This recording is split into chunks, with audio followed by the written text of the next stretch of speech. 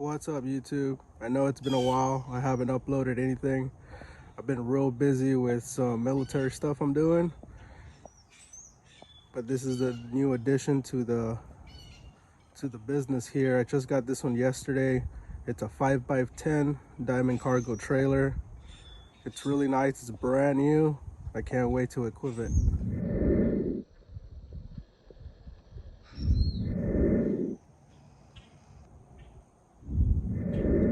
So as you guys can see, it's bare. There's nothing in here.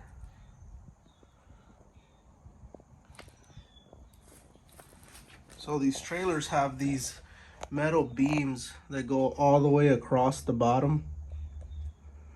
Let me show you. All right, where you see those bolts right there? Well, those bolts are what was used to bolt the wood straight to the beam there. And it's gonna be these bolts here. You can see them all the way across. See them right there, up there. So anytime you want to mount something to the floor, you want to go ahead and mount it right there across that beam. That way, whatever you mount it stays put. So pretty much what I'm doing is putting this measuring tape, a perfect line all the way across where the bolts are. I'm gonna go ahead and mark it on the wall because today we're gonna be buying the utility flooring for the trailer. You know, the trailers get wet, and if you don't waterproof the flooring, well, it's gonna damage all that wood. So I'm here at the Home Depot, and we're trying to get this cut to size, but there is a return, so I'm gonna see if I can get a discount on this one right here. As you can see, it's a really good deal.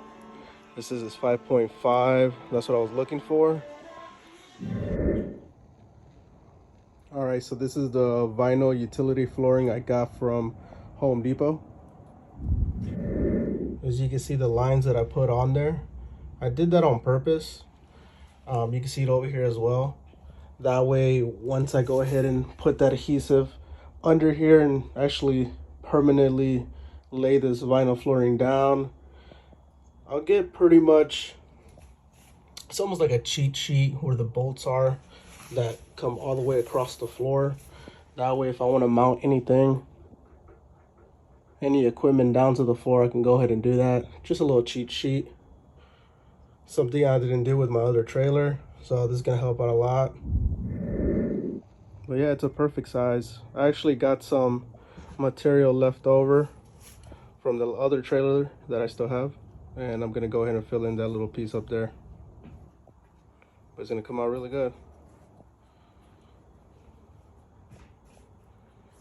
I'll go ahead and give you guys updates as I start building this trailer so you can see how I do it. Gonna go ahead and cut out this piece here where the door opens and closes, so it could be flush there. But yeah, go ahead and leave your comments in the comment section. Don't forget to subscribe, and I'll see you on the next update.